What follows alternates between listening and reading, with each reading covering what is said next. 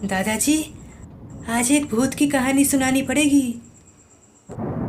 कहानी सुननी है, वो भी भूत की।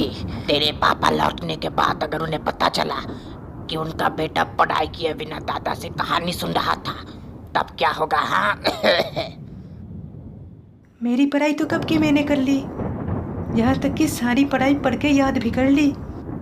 ड्राइंग के होमवर्क तक को मैंने कर दिया, यहाँ तक कि दूध भी पी लिया मैंने। अरे वाह वाह, वेरी गुड। फिर तो कहानी बनती है। बताओ, कौन सी कहानी सुननी है? चुड़ैल की, भूत की, या फिर कुछ और?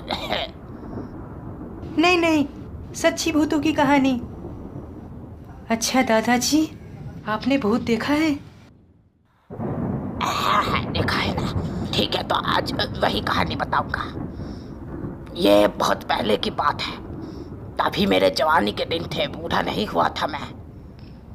मास्टर डिग्री कोर्स करने के बाद गांव के एक पाठशाला आदर्श विद्या निकेतन में अंग्रेजी का टीचर बना था। जहाँ तक याद है वो था 1970 का दौर। वो गांव असल में था बिहार में, एक छोटा सा गांव, यहाँ से बहुत ज्यादा दूर। शुरू में बस और ट्रेन से ही सवारी किया करता था मैं, इसलिए आधे से ज्यादा दिन तो स्कूल में लेट से ही पहुंचता था। और आए दिन हेडमास्टर साहब मुझे डांटते रहते थे। काम से लौटने के बाद एक दिन पिताजी ने मुझे अपने पास बुलाया। आपके पिता यानी the great grandfather? Yes yes, सही बोले। उन्होंने मुझसे साफ कह दिया, ऐसे डेली पैसेंजरी करके पैसे तो बचा लोगे, मगर तबीयत बहुत जल्द खराब हो जाएगी। इसीलिए स्कूल के पास एक रहने लायक घर ढूंढना बहुत ही जरूरी था। ये सुन के मैं तो संकट में पड़ गया। संकट में का क्या मतलब? संकट में मतलब मुसीबत में। और अगले दिन स्कूल जाके मैंने एक बंदे से कहा कि मुझे एक घर ढूंढ के दे रहने लायक। कौन से बंदे को? वो बंदा था एक पियोन। उसने 2 दिन के अंदर एक अच्छा घर ढूंढ के दिया। बस तब से ही मैं बाहर रह के स्कूल में पढ़ाने लगा। सिर्फ शनिवार को घर आता था, रविवार का दिन घर में गुजार के वापस सोमवार को काम पे। बस यही था मेरा रूटीन। हमारे घर से स्टेशन लगभग 5 किलोमीटर दूर था, और तब के रास्ते आज की तरह खूबसूरत नहीं थे। टैक्सी तो तब थी ही नहीं। पिताजी की एक गाड़ी तो थी लाल रंग की, लेकिन मुसीबत की कोई कमी नहीं थी तब। पिताजी के कमर में आए दिन दर्द लगा रहता था। फिर गाड़ी चलाएगा कौन? शनिवार को मुझे स्टेशन से लाएगा कौन? और वापस सोमवार को मुझे स्टेशन छोड़ के गाड़ी वापस रखे जाएगा कौन? बहुत सोचने के बाद अनवर चाचा की याद आई। अनवर चाचा कभी हमारे ड्राइवर हुआ करते थे। मैं जिस समय की बात कर रहा हूँ तब उनकी उम्र लगभग 70 साल की होगी। मैंने उनसे गुजारिश की। मेरे पिता थे बहुत बड़े डॉक्टर, अब उनकी बेटे की बात को वो कैसे टाल सकते थे? अनवर चाचा थोड़ा सोच के आखिर तक मान गए।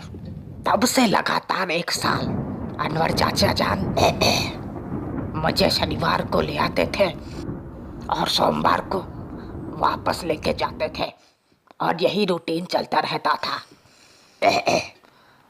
वो दिन था अगस्त महीने का एक शनिवार।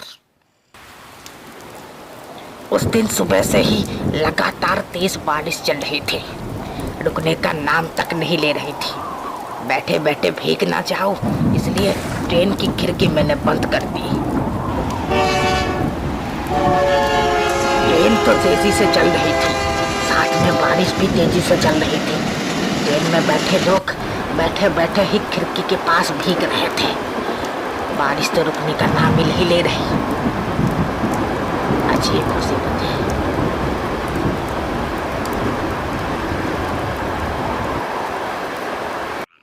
स्टेशन में उतर के मैंने देखा कि अंधेरा घना हो चुका है। दूर से 1-2 घर की रोशनी दिखाई दे रही थी, लेकिन अचानक जैसे ही तूफान शुरू हुआ, घर की सारी रोशनियां एक एक करके बुझ गई। शायद बिजली गई होगी। तूफान की आवाज बहुत तेज थी और धीरे धीरे और तेज हो रही थी। डर लगने लगा कहीं पेड़ की टहनियां गिर के सर पे लग के चोट न लग जाए। ऐसे मौसम में चाचा का गाड़ी लाना और मुझे लेके जाना बहुत ही मुश्किल था, इसलिए बिना वक्त ज़ाया किए मैं सीधे चलने लगा।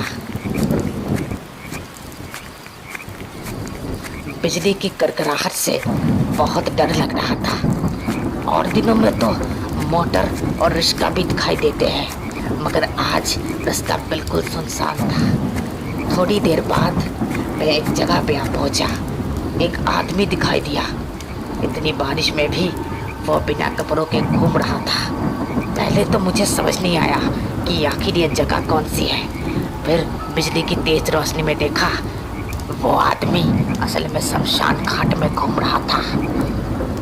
दादाजी, शमशान मतलब? शमशान मतलब बर्निंग घाट, जहाँ पे मुर्दों को जलाया जाता है। इतनी तेज तूफान में मैं गलती से वहां पे चला आया था। उस आदमी को मैं जानता हूँ कि नहीं, यह पता चला जब फिर से बिजली करके। अरे वो आदमी तो कोई और नहीं, हमारे इलाके का एक पागल आदमी नितिन था। उसे पहचानने के साथ ही मैंने उसे आवाज लगाई। अरे नितिन, अरे भीग क्यों रहा है भाई? वो अंधेरे में लग रहा था कि कुछ ढूंढ रहा है। जलती हुई चिताओं को खुरेद रहा था, एक के बाद एक, उसके बाद फिर एक और। इतनी बारिश में भी मेरे रोंगटे खड़े हो रहे थे। पता नहीं तूफान की वजह से या डर से, ऐसे जमीन के नीचे से एक मुर्दे का हाथ आके मेरे पैरों को अभी जकड़ लेगा। और ऐसा हो भी सकता था। ऐसे समय पे अगर पास में कोई और हो तो दर्द थोड़ा कम लगता है। मैंने नितिन को फिर से आवाज लगा के बुलाने की कोशिश की। नितिन, अरे नितिन, क्या कर रहा है वहाँ पे? इधर चले आ। उसके इस प्रकार व्यवहार से मैं बेहद चौंक गया। पिछले हफ्ते ही तो काम में जाने से पहले मैं उससे मिला था, बात भी की थी। मेरे टिफिन में से 3 लड्डू भी दिए थे उसे और वो बहुत खुश हुआ था। लेकिन आज अचानक हुआ क्या उसे? मैं फिर से उसे ध्यान से देखने लगा और इसके बाद उसने जो शुरू किया वो सोच के तो आज भी डर लगता है। इसके बाद नितिन एक जलते हुए चिता के पास आके खड़ा हुआ। थोड़ी देर तक वो हिला नहीं। ऐसा लग रहा था मानो वो जो ढूंढ रहा है उसे वो मिल गया हो। फिर वो उस चिता के पास बैठा और जलती हुई चिता से लकड़ियां निकालने लगा, एक एक करके। मुझे पता था कि अगर उसे ये करते हुए किसी ने देख लिया तो उसे जिंदा जला देगा। मैंने उसे आवाज लगाई, नितिन रुक, अभी रुक जा। मैंने बिना कुछ सोचे समझे उसे आवाज लगाई। ये पागल तो सचमुच बहरा है, लेकिन उसे रोकना जरूरी है, वरना आज तो वो बचेगा नहीं। मैं सीधे उसके पास चला गया और उसके कंधे पे हाथ रखा। उसका शरीर बर्फ से भी ठंडा था। डर के मारे मैं थोड़ा पीछे हट गया। मेरे छूते ही नितिन रुक गया था। अपने मुंह से अजीब अजीब आवाज निकालने लगा था। तभी किसी ने आके मुझे खींचा और दूर ले गया। उस आदमी के साथ भागते भागते बहुत दूर चला गया मैं। रुक के थोड़ा सांस लेके मैंने देखा वो कोई और नहीं अनवर चाचा थे। चाचा वो कौन था? छोटे बाबू, वो कोई इंसान नहीं था। आप यहाँ कैसे आ गए? स्टेशन के बाहर आके खड़ा था, कोई दिखा ही नहीं। मौसम की हालत भी तो देखिए, आप मुझे लेने आते भी तो कैसे, लेकिन आप यहाँ, आपको कैसे पता चला मैं यहाँ हूँ? मौसम चाहे जितना भी खराब हो, क्या मैं कभी आपको अकेले छोड़ सकता हूँ? शाम से ही निकलने का सोच रहा था। यहाँ रास्ते की हालत तो अब पहले से भी ज़्यादा खराब हो गई है, इसलिए गाड़ी चला पाना भी मुश्किल है। आज निकलने में भी थोड़ी देर हुई थी, इसलिए पहुँचने में भी देर हो गई, लेकिन पहुँच गया। चलिए, बातें बहुत हो गई, चलते हैं अभी। बिना बातें ज़ाया किए हम गाड़ी के अंदर जाके बैठे। चाचा ने भी अपनी ड्राइवर की सीट पकड़ ली।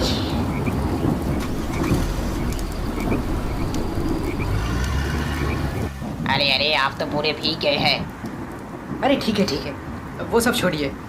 अच्छा चाचा, इतनी बारिश में भी चिता की आग क्यों नहीं बुझ रही थी? अरे वो सब आंखों का भ्रम है। धोखा?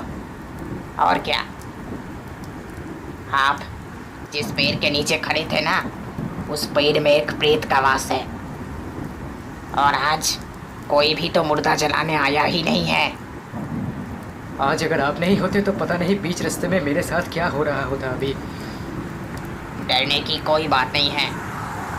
घर जाके भाभी जी से कहना, बड़े मंदिर में एक साधु बाबा रहते हैं, उनके पास जाके पूरी कहानी बताना। देखना वो सब ठीक कर देंगे, तुम बिल्कुल चिंता मत करो। अच्छा चाचा ठीक है। छोटे बाबू, आज घर जाने में आपको थोड़ी देर हो जाएगी। कोई परेशानी तो नहीं है? क्यों चाचा, कुछ हुआ है क्या? अब क्या ही करूँ, रास्ते की हालत तो देख रहे हैं आप, कितनी खराब हो चुकी है। ठीक है, आप आराम से चलाइए, कोई बात नहीं। चिंता मत कीजिए छोटे बाबू, मैं गाड़ी आराम से ही चलाता हूँ। बस हाल ही में एक ट्रक के पास से गुजरते हुए थोड़ी दिक्कत हुई थी उस दिन तो, लेकिन वो कोई बात नहीं है। बस एक बार गाड़ी गराज भेज के टायर को बदलवा लीजिएगा तो आपको ही आसानी होगी। बाकी रास्ता की हालत तो ठीक नहीं है। ठीक है, चिंता मत कीजिए, मैं कल ही कुछ बंदोबस्त करता हूँ। छोटे सरकार, मेरे बेटे के लिए करने लायक कोई काम है? पूरा दिन बस घर में बैठा रहता है, कोई काम धंधा नहीं करता। उसके लायक कोई काम हो तो बताना, ज़रा देखना। हाँ ज़रूर, क्यों नहीं।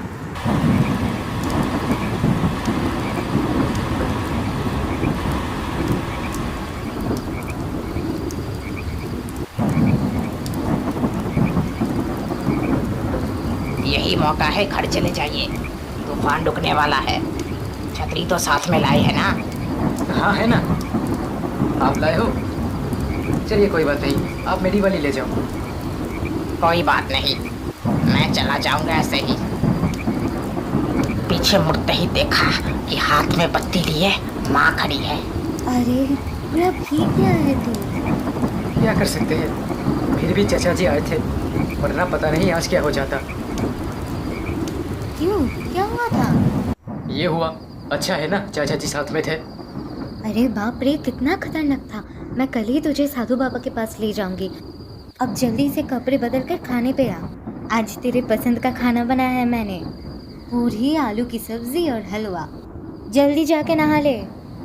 हाँ माँ, खाना लाजवाब बना है माँ। और 2 पूरी दूँ तुझे? नहीं और नहीं। जाके आईने पे देख, बिना खाए पे कितना दुबला हो गया है तू। अरे बेटे, वहाँ सब कुछ ठीक तो है ना? हाँ पापा। इस बार लड्डू और हलवे के साथ कुछ सब्जियां भी लेके जाना। अरे वहाँ भी ये सब मिलती है, आखिर वहाँ भी तो लोग खाते हैं ना। अरे तो और ले ले।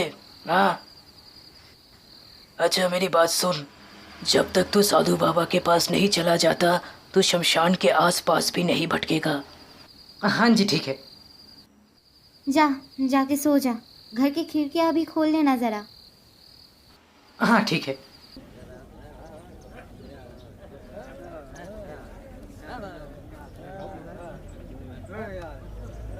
क्या बात है? कौन चिल्ला रहा है इतने सवेरे? देखते हैं तो। क्या बात है पापा? आप इतने चुपचाप क्यों खड़े हैं? हाँ कल रात को आप अनवर मियाँ से मिले थे क्या? हाँ, वो मुझे मिले थे कल। घर छोड़ के अपने घर चले गए। लेकिन मामला क्या है, ज़रा बताएंगे मुझे? अनवर मियाँ की कल रात को रोड एक्सीडेंट में मौत हुई है। वो जो गाड़ी चला रहे थे वो थी एक लाल रंग की पुरानी वाली कार।